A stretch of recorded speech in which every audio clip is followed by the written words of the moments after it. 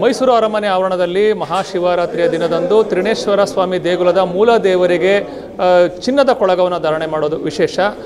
ಈ ಚಿನ್ನದ ಕೊಳಗದ ಒಂದು ಮಹತ್ವದ ಕುರಿತು ಅರ್ಚಕರು ಈಗ ಏನು ಹೇಳ್ತಾರೆ ಅಂತ ಕೇಳೋಣ. ಸರ್, ಈ ಬಗ್ಗೆ ಏನು ಹೇಳೋಕ್ಕೆ ಇಷ್ಟಪಡ್ತೀನಿ? ಶಿವರಾತ್ರಿ ಭಕ್ತ ಮಹಾಶಯರಲ್ಲಿ ವಿನಂತಿ ಹಾಗೂ ಕರ್ನಾಟಕ ಪ್ರತಿನಿಧಿಗಳಿಗೆಲ್ಲರಿಗೂ ಶುಭಾಶಯಗಳು ನಂತರ ಹೇಳಿ.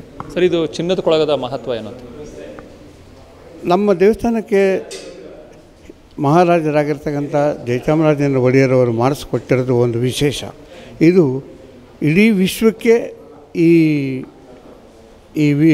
ಚಿನ್ನದ ಕೊಳಗದ ಬಗ್ಗೆ ಪ್ರತಿಯೊಬ್ಬರಿಗೂ ಆತರ ಕಾತರ ಎಲ್ಲ ಇರುತ್ತೆ. ವರ್ಷಕ್ಕೊಂದ್ಸಲ ಧರಿಸೋದ್ರಿಂದ ಹಿಂದಿನ ಕಾಲದಲ್ಲಿ ನಮ್ಮ ಮಹಾರಾಜರ ಕಾಲದಲ್ಲಿ ದೇವಸ್ಥಾನದಲ್ಲೇ ಇರ್ತಿತ್ತು ಚಿನ್ನದ ಕೊಳಗ. ಕಾಲ ನಂತರ ಸರ್ಕಾರಕ್ಕೆ ವಹಿಸಲಾಯಿತು. ಸರ್ಕಾರದ ವತಿಯಿಂದ ನಾವು ಪ್ರತಿ ವರ್ಷವೂ ತಂದು ದೇವರಿಗೆ ಧಾರಣೆ ಮಾಡ್ತಿದ್ದೀವಿ. ಇದರಲ್ಲಿ ಒಂದು ಬೆಳಗಿನ ಜಾವ 4 ಗಂಟೆಗೆ ಏಕಾದಶ ವಾರ ರುದ್ರಾಭಿಷೇಕ ಮೂಲಕ ಮಹಾನ್ಯಾಸ ಏಕಾದಶ ವಾರ ಮೂಲಕ ಸ್ವಾಮಿಗೆ ಅಭಿಷೇಕ ಮಾಡಿ ನಂತರ ಪಂಚಾಮೃತ ಅಭಿಷೇಕ ಪ್ರತಿಯೊಂದು ನಡೆಯುತ್ತೆ.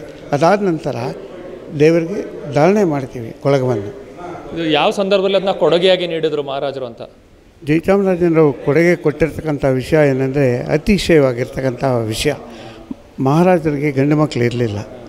ಗಂಡು ಮಕ್ಕಳಾಗಲಿ ಅಂತ ಸಂತತಿಗೋಸ್ಕರ ಇದನ್ನು ನಮ್ಮ ಅರಮನೆಯಲ್ಲಿ ಇರ್ತಕ್ಕಂಥ ಆವರಣದಲ್ಲಿ ತ್ರಿನೇಶ್ವರ ಸ್ವಾಮಿಗೂ ಹಾಗೂ ಮಲೈ ಮಹದೇಶ್ವರ ಸ್ವಾಮಿಗೂ ನಂಜನಗೂಡಿನ ನಂಜುಂಡೇಶ್ವರ ಸ್ವಾಮಿಗೂ ಈ ಕೊಳಗನ್ನು ಮಾಡಿಸಿದ್ದಾರೆ.